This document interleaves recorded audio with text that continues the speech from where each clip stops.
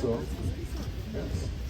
If you're down by the shirts and can hear us, clap a couple times.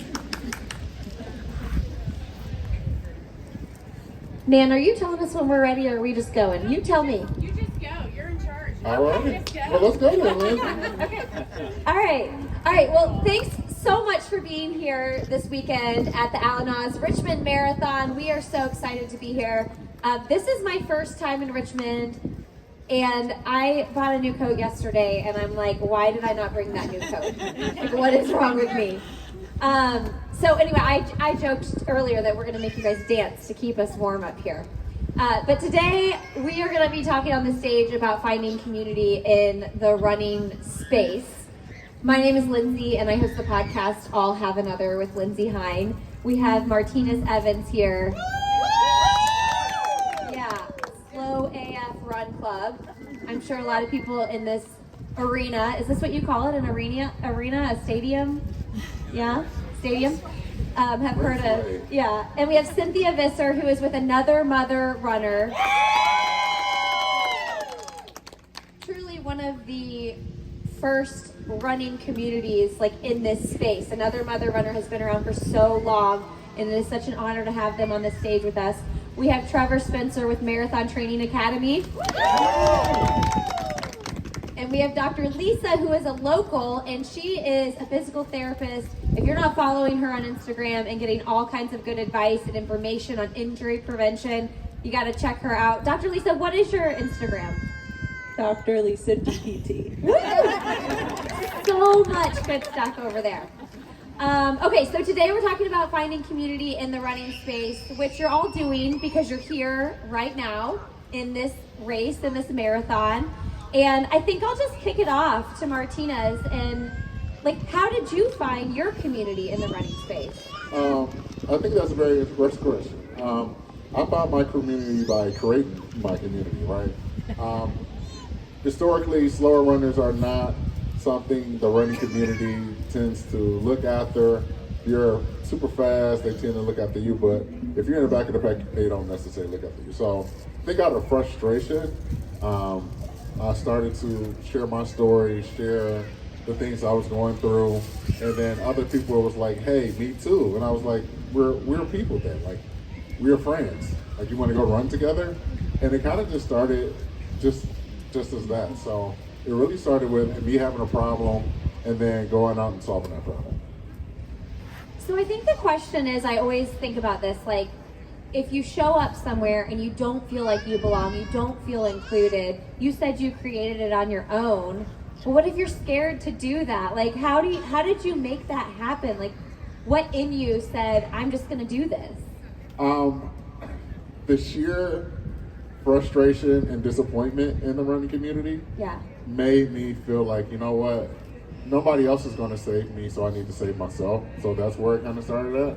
And what I usually tell people who are looking to start a community, don't. Herding cats, like, if you thought herding cats was hard, like herding runners are even harder. But what I usually say in addition to that is telling people that just look around, look to your neighbor, look to other friends who are in the community. And I think the beautiful thing about social media is that it shortens the world just between the palm of our hand. So I think is where you can start, is social media, and then branch out to local to see who's in your local area to also help you with that community. Yeah, and I would just add, like, it doesn't have to be big, right? It doesn't have to be this big, massive group.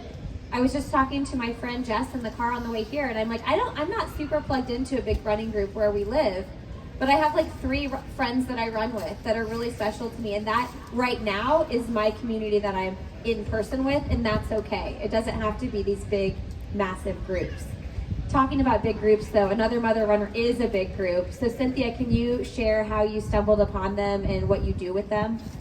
So I came across them when, I believe it was when I was pregnant with my youngest, who is now 13. So I guess about 14 years ago. And it started with a little yellow buck called Another Mother Runner. And they had training plans in there. And I was like, wow, this is really great information. And then it started a Facebook page came, and I was like, wow, I really like these ladies. And then they had a store, and they were selling merchandise in the store. And it wasn't just merchandise to be like, oh, look at this cute little tee, look at this cute vest, look at this cute sweatshirt. It's so when you're out and about, you can be like, oh, there's another mother runner. Oh my gosh, there's one, I'm not alone. So you could see that you really were not alone, and they were also getting that kick out the door that you were also getting. And I first met Sarah and Dimity in Annapolis when I decided that I was going to run my second half marathon in 13 days. And I walked up to the table and I was like, hey guys, nice to meet you. I've been following you. I'm kind of a groupie. Who wants to run with me tomorrow? Sarah laughed in my face. And Dimity was like, I will, if I could take a video and do a story about you. And I was like, okay. So we ran together, and now I'm a brand ambassador for them with like 100 other women, maybe? Yeah, and that's just the ambassadors. And our community is gigantic. So wherever you are, you're going to find somebody. And having that community online has been really essential for me, because my husband's now retired, but as a military family, I was moving. So I would find, happy birthday Marines, I would find my local community. I would find my local running community, but having that constant of my online community has really been essential, because they've been through a lot with me. But now that I've lived in the same place for a long time, I've got some really great running friends locally too. What would you say to someone who's like, I want to be a part of something like that, but they're not, like you walked right up to them and you were like, I want you to run this half marathon with me. Like, how do we get over our intimidation there? Put on your big girl pants and just do it. No, I mean, like, I had enough guts to do that because I had been following them online. I had been listening to the podcast. I was all in to the community already. And when I went to that race in Annapolis, I was like, wow, it'd be really cool if I could get one of them to run with me. I was like, what are they gonna say, no? Like, okay, they say no, I'm still gonna run. Like, I had my other reasons for really wanting to do this and to prove that I could do this. And then Dimity did it with me, and like, I was still gonna love AMR regardless. People are going to tell you no sometimes, and you just got to ask anyway. No, they're not. They're not going to say Not to run with you, though. Just in life, I mean. Can I also add something, Lindsey? I think the other thing is that, like, we're all approachable, right? I'm approachable. And I think for everybody else, that's something you really need to think about. Like, I'm just a dude who just has a lot of numbers on Instagram. I'm just a dude who wrote a book. And I will talk to you. I would talk to you in every situation short of like me walking into a bathroom. But after I get done, I'm happy to talk, and I think please don't stand on top of that. But after I get done, like, I'm happy to speak, and I think that's true for every community that's out here. We are approachable. All right, so Trevor, Marathon Training Academy launched 12 years ago, right? Okay. So I don't know, does anybody in the crowd listen to podcasts? Okay, yeah. And like, podcasts have gotten big over the last 5, 6, 7 years, but he's been doing this for 12 years. So you had a podcast before Serial came out. I feel like Serial was the first podcast of all podcasts. I thought you meant like Captain Crunch. Yeah, I remember when I first had the idea to start a podcast, I pitched it to my wife because she's a running coach, and she said, "What's a podcast?" So that was 2009, and we started in February of 2010. So yeah, things have kind of really changed over the podcast landscape. What's cool about it now is you don't have to explain to people what a podcast is. Back in the day, I used to have to explain that to almost everyone I met. And the growth of podcasts, of course, is something I could talk about, but what's interesting is Spotify didn't start podcasts until 2015. It wasn't that long ago. And now they've eclipsed Apple Podcasts, so more people listen on Spotify.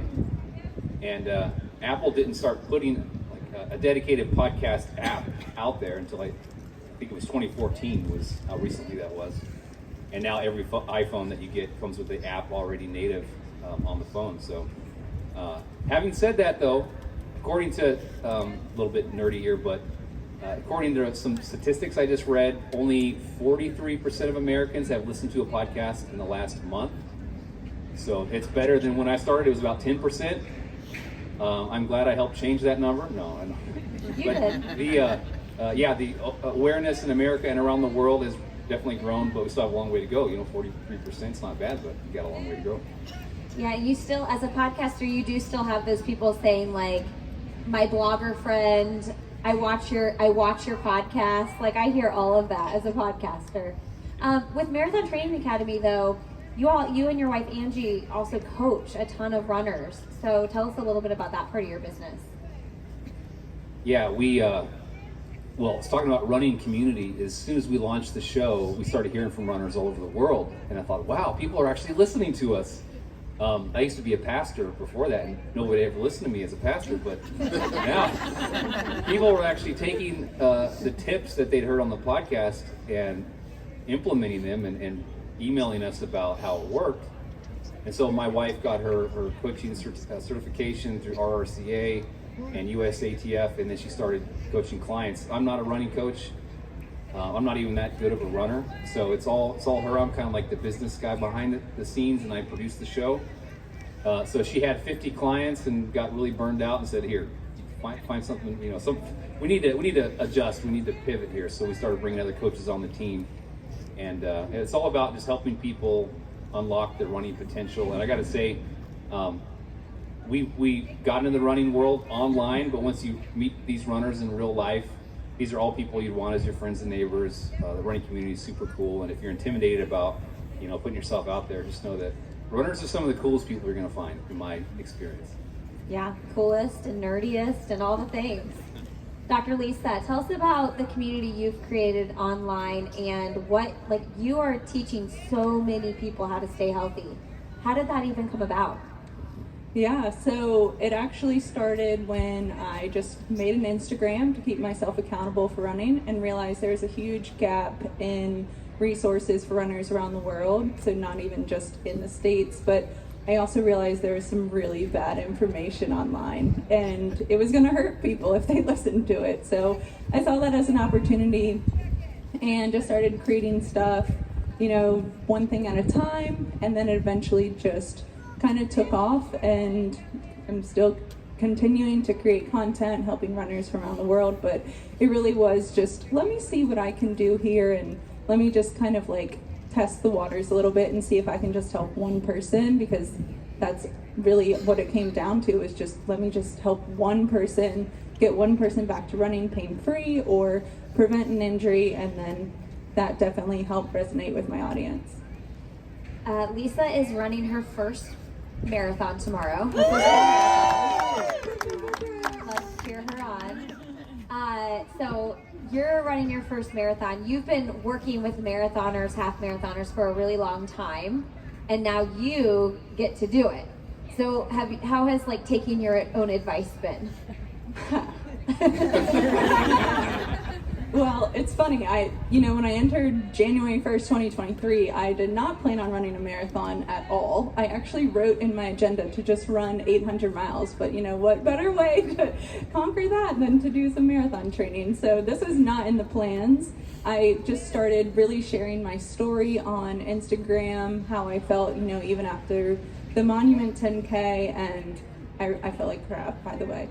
And so I started doing Zone 2 training. I shared that, and I was scared to share the bad parts of running, because we all know it's not every run's gonna be great. So to share that run sucked, and I'm just gonna be honest about it and see if it can resonate with someone and help someone. So just being honest about it, and then also when you share something, it's a self-reflection and you can kind of think about what you were feeling. So that's really how, it kind of started. Then I got in my head, well, if I can do this, maybe I can run a marathon. And then I was, once it's in your head, it's like, oh, that's all I'm thinking about now. And then I started training for the marathon without signing up for the marathon. So that's another thing. That's runner math right there. Yeah. Actually, my plan was to sign up for the marathon today. So. Did you sign up today? No. You haven't yet. No, I have. I signed up for it. But my plan when I started training was, I'll sign up the day before as long as training goes well. And that's runner math. And I remember my friend, she's not even a runner, she was like, why? You have to commit to it. It's a marathon. And I was like, you're right. Okay, let me sign up for it and actually mentally commit to it versus just, let me just see how it goes. But I mean, I was in week 4 of training. I wrote my training plan before I actually committed mentally and signed up for it and paid the money and everything. All right, I feel like we have to do a quick round of unsolicited first-time marathon advice. I'll let you kick it off, Martinus. Unsolicited first-time marathon advice: use the bathroom as much as possible.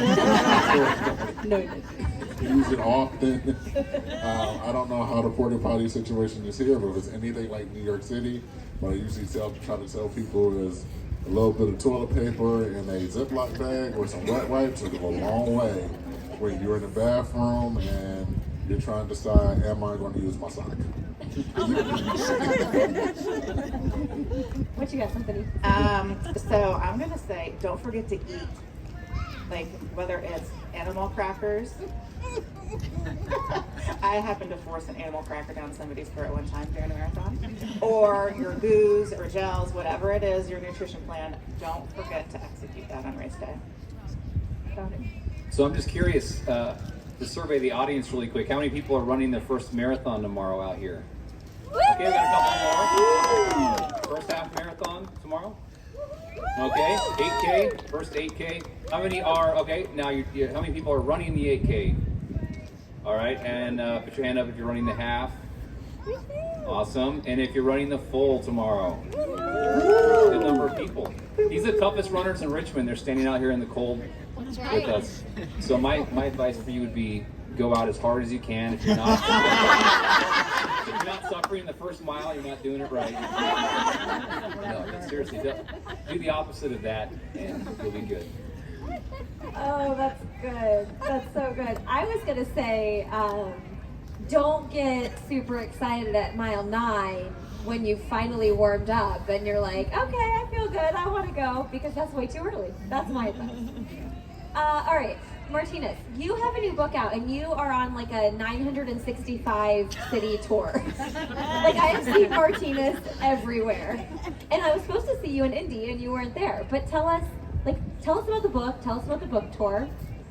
Absolutely. So Slow AF Run Club, the ultimate guide for anybody who wants to run, is a book that I wish I would have had when I started running 10 years ago. It has all of the advice that I wish somebody would have told me, all of the nuggets that I wish somebody would have told me, and it's written in a very funny and digestible way. I've been on tour since June 5th. It has not been 985 days, even though it feels like it. But I've been all over the world, all over the states, just to help provide joy to the sport of running, but also letting people know in the back of the pack that they can do it, and also advocating for those members. All right, Cynthia, you have had some health concerns over the years, and running has still been a staple in your life throughout all of this. Can you talk a little bit about how running has helped you through some of these challenges? Yeah, absolutely. So first I would say that having my healthcare team that is super supportive of me running has been super important for me. But I've been living with cancer for 20 years, and being able to take time away from my family, work, which I love, and we'll probably talk about that later because I work at a running store.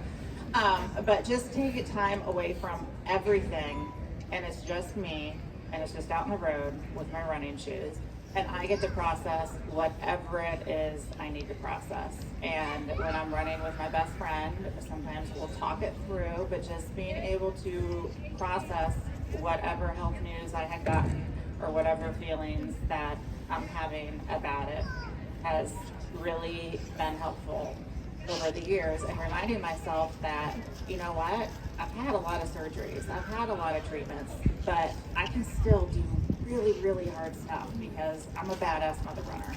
I think we need to clap that. Trevor, you're running the half marathon tomorrow.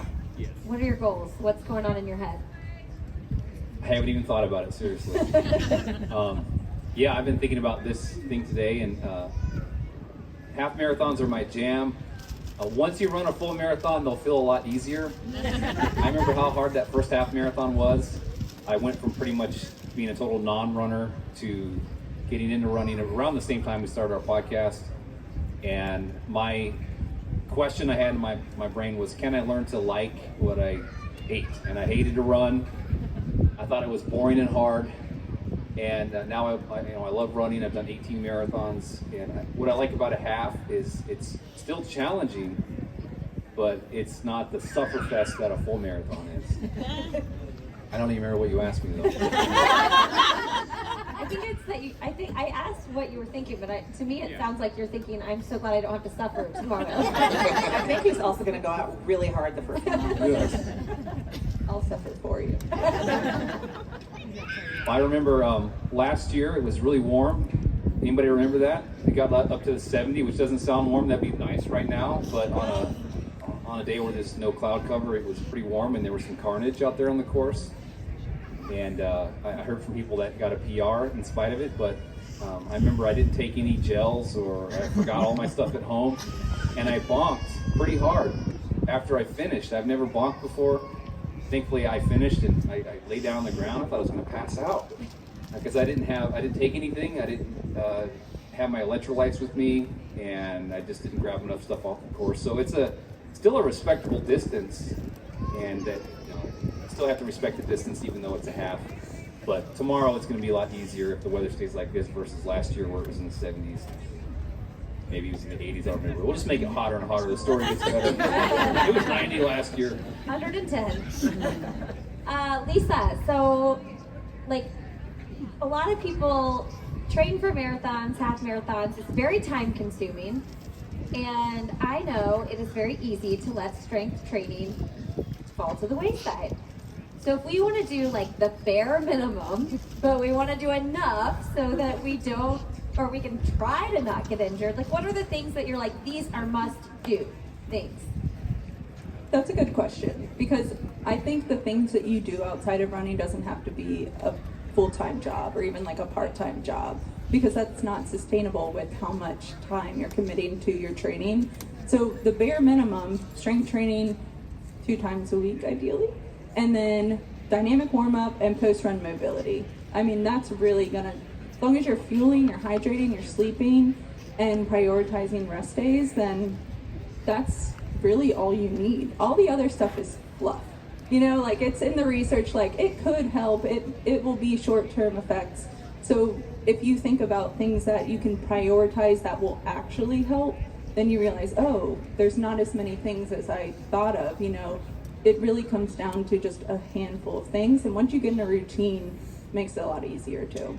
Wait, so you told me I don't have to do CrossFit and Peloton and yoga and go to the Vermont Project?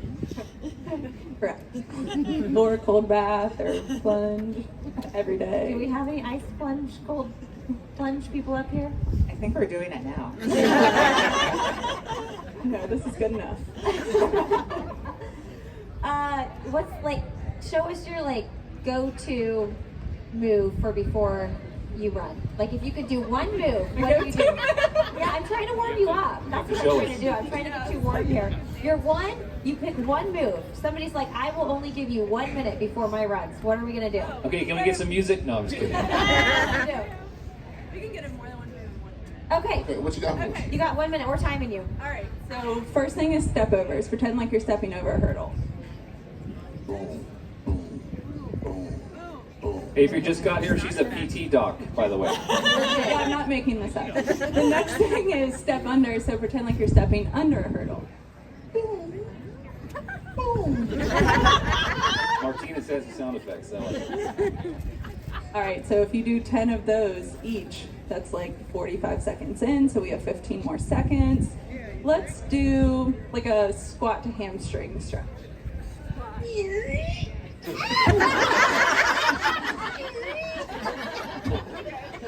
The minute's up. Let's give her a hand. And you can do that at the start line. I want to see. Hey, I'm going to be the start line announcer person, so I'm going to be looking for y'all to do that. Especially that last move. And I'm going to be looking for Martinus. The person around, people around you might look at you funny, but you'll be great. Okay, community. You work at a running store, and I've popped in and out of working with running stores, and I will tell you, the running store I worked with in Indianapolis, shout out to Athletic Annex, they were so good at creating community, so good at welcoming new runners to join the group and making everybody feel like they were included. Is that what you're experiencing at the store you work at? Yeah, so I have always found that locally owned running stores, when you are new to an area, the best place to start when you want to find, what do I do for running here?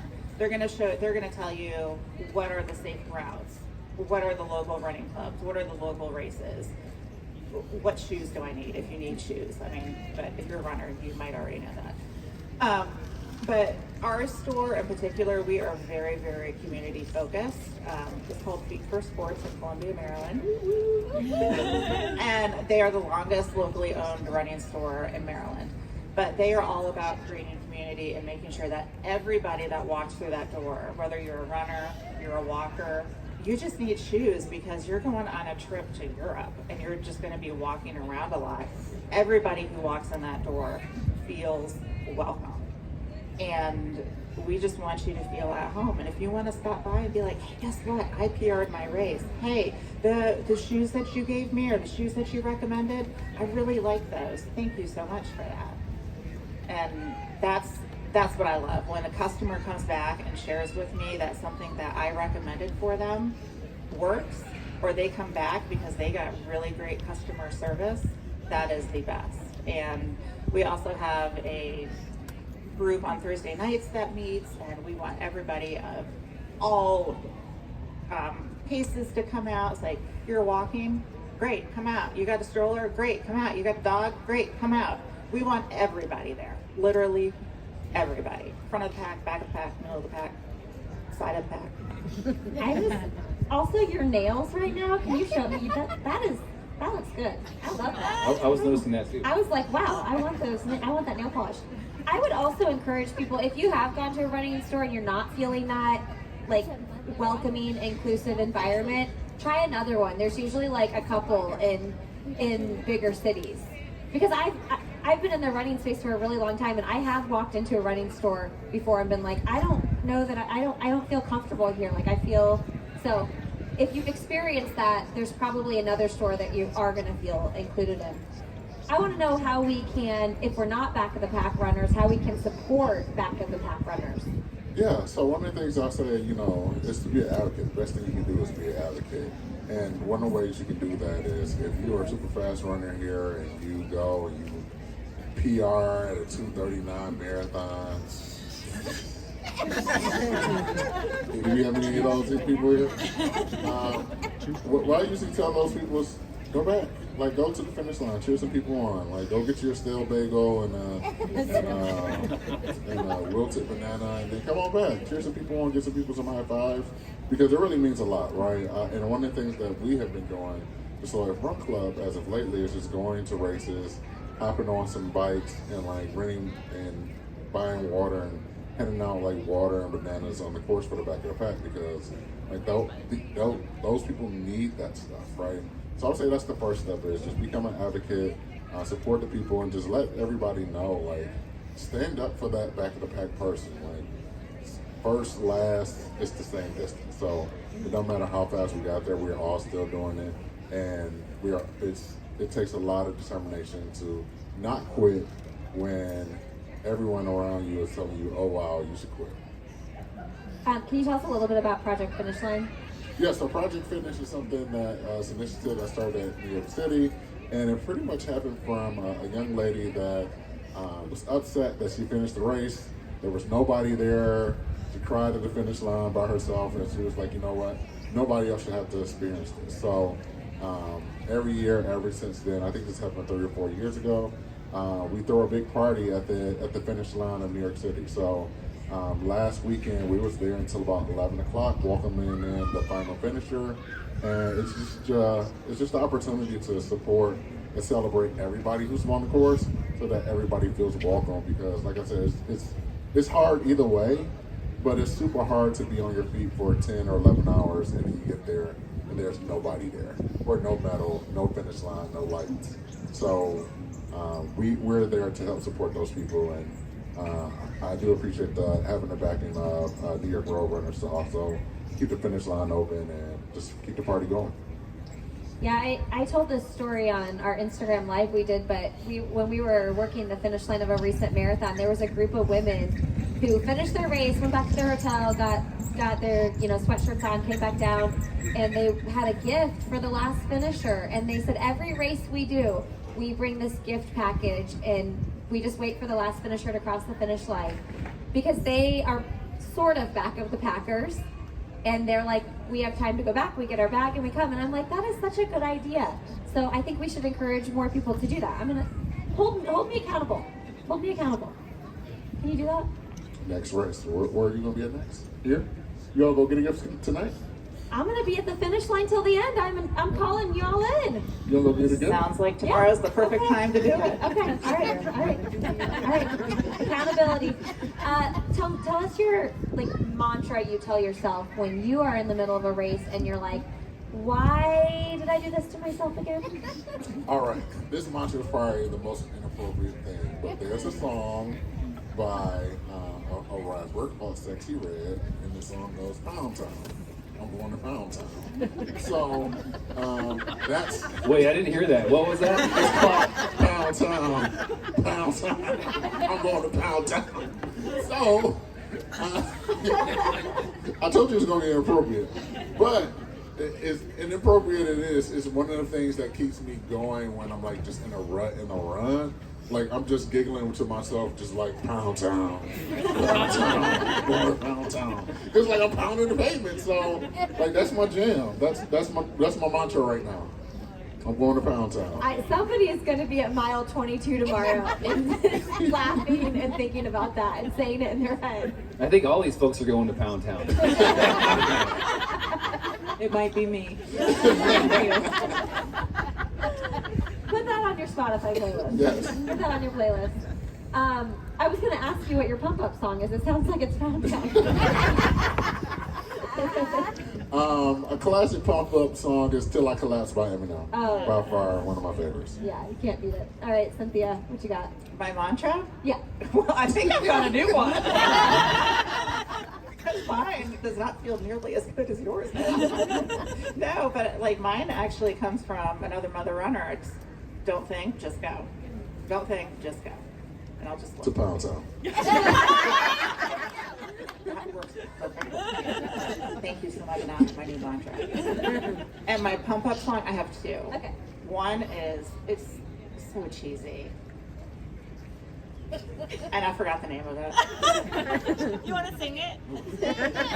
Journey, Don't Stop Believing. It's from Rocky. Oh, I can't believe I forgot the name of that. And then the other one is Sexy Back. Yeah. Okay, so I think mantras sometimes just come to you when you're out there. You never know what's going to inspire you or what song is going to come to mind when you're out there going to Pound Town. And the first marathon I ever did, my wife paced me. And we had a pacing plan. I was targeting a sub 4:30 marathon. Didn't make it. I wanted to beat Oprah. Her time was like 4:29 or something. Didn't do it. But my mantra was, don't let your wife think you're a wimp. Probably didn't work. And as far as pump up song, any heavy metal song probably will do it for me. Like Paranoid by Black Sabbath. I mean, that song never gets old. That is like honestly my worst nightmare. Heavy in my life. Oh. I'm not allowed to play it in the house, but it's good in the headphones.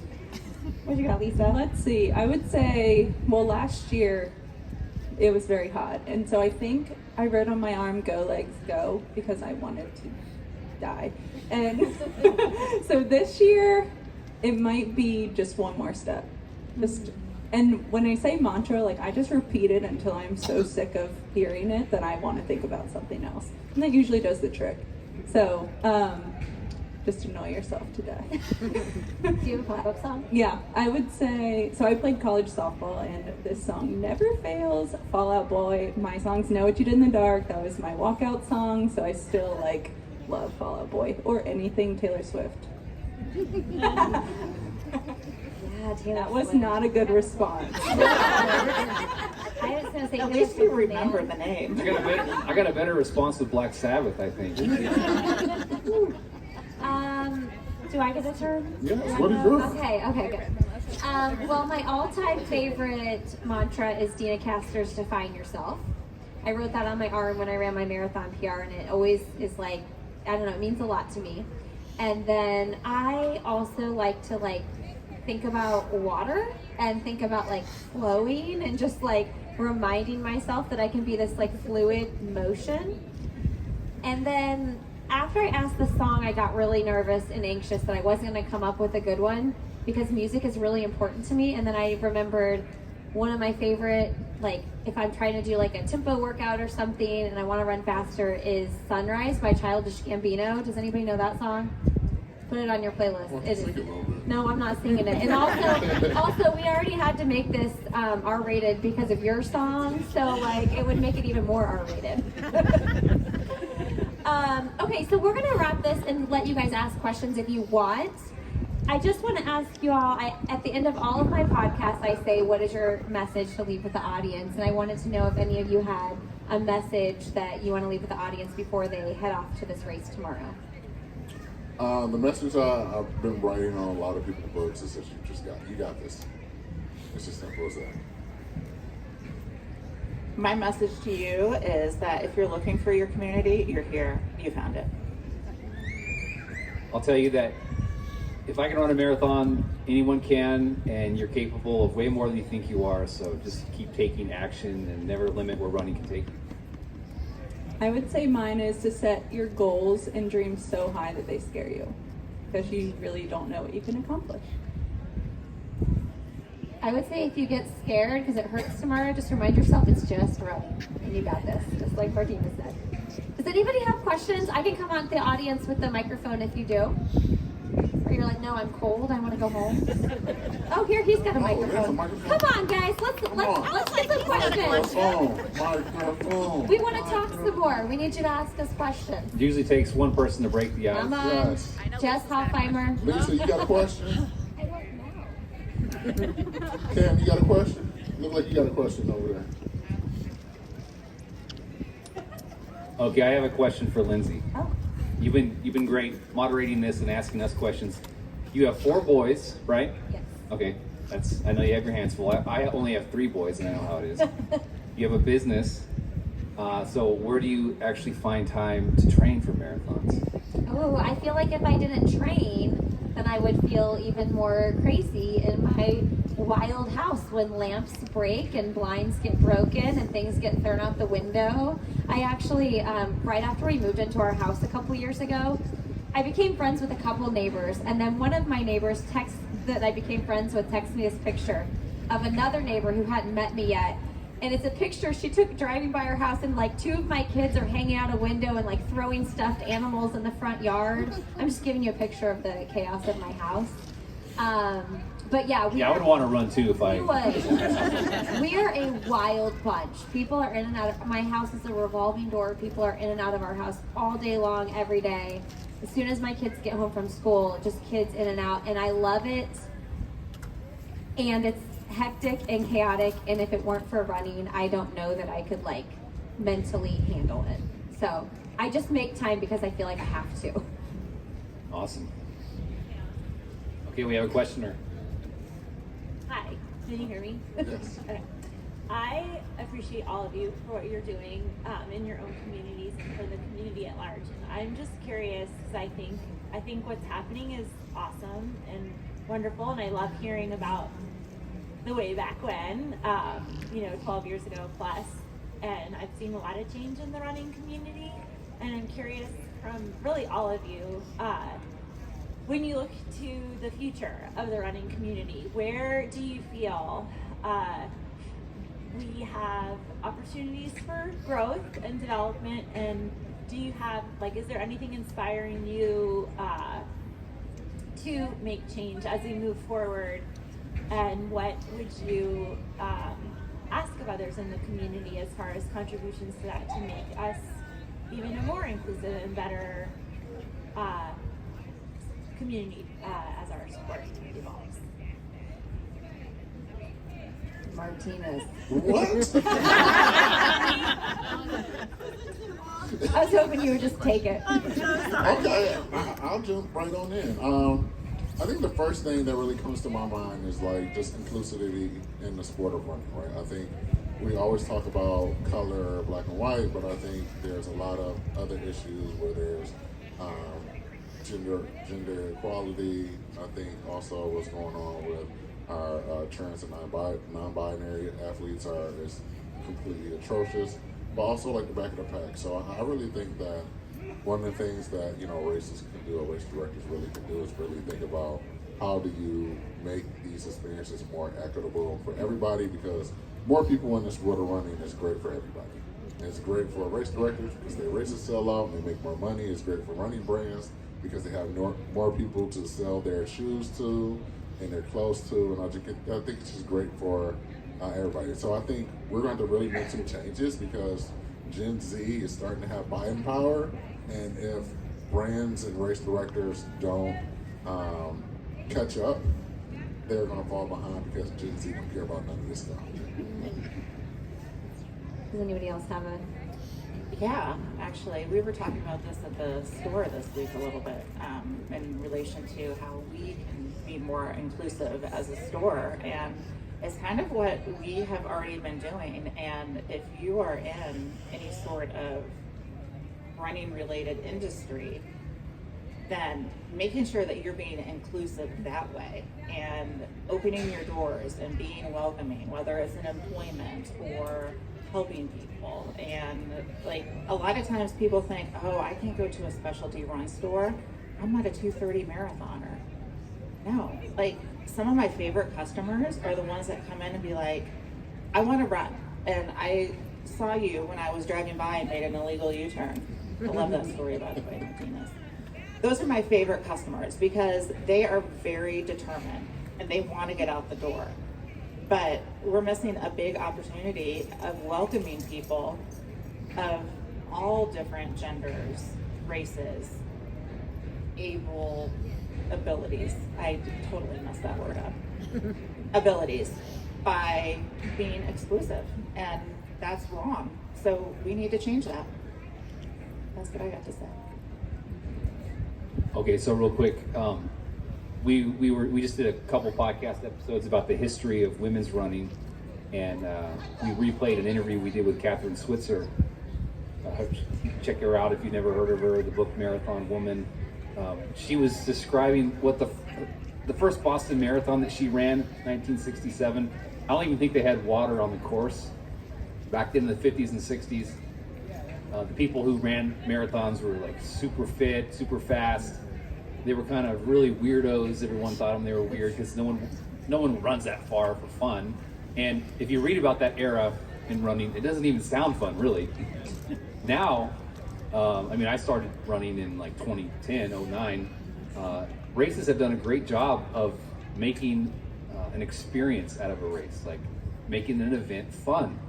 And running should be fun. When did running stop being fun? We played as kids, we ran. Actually, running is a form of play. It's called movement play.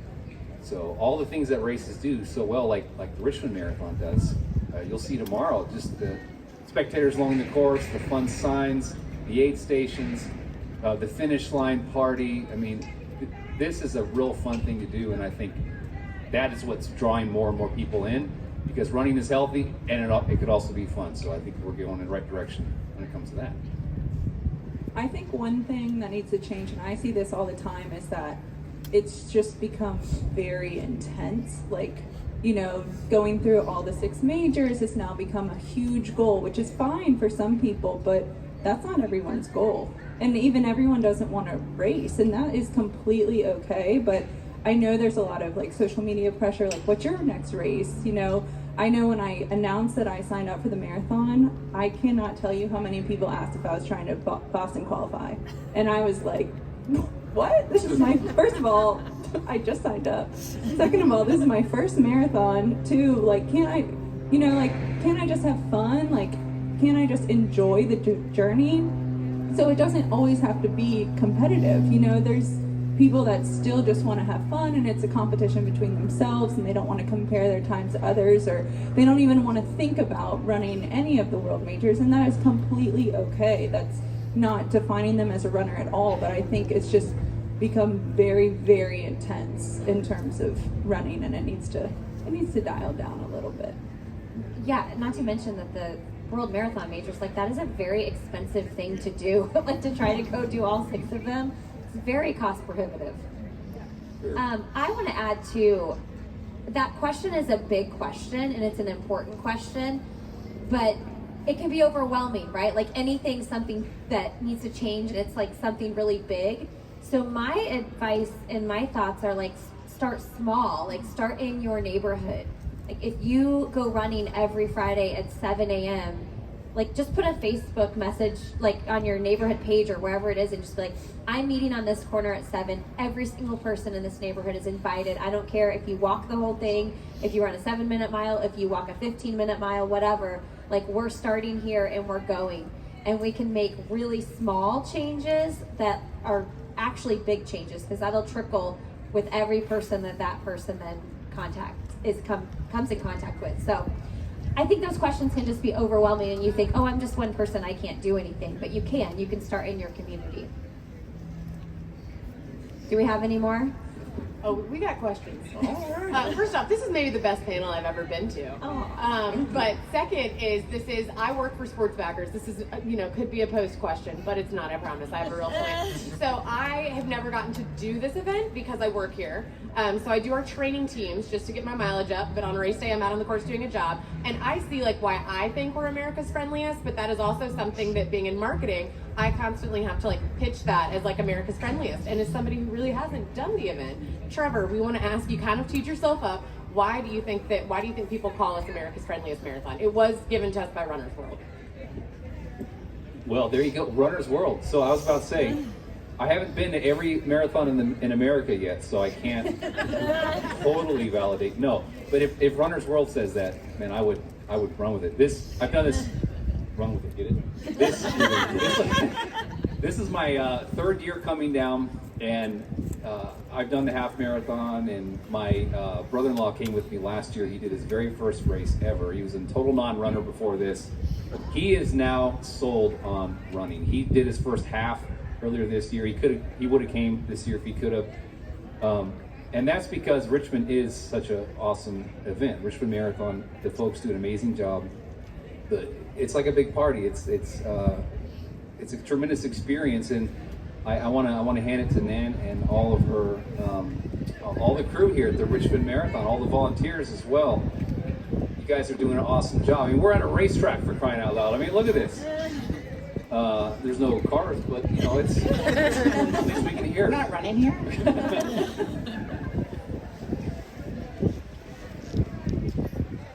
Coincidentally, my question is also from Runner's World Mag. They posted an article the other day saying that it's not uncommon to feel post-marathon depression.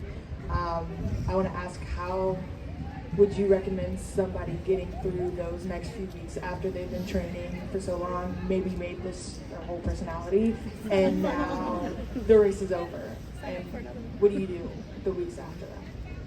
Ooh. I was gonna start. This is one thing that when I really started running longer distances was really bad for me. I would finish a race and be like, oh my gosh, I'm so sad.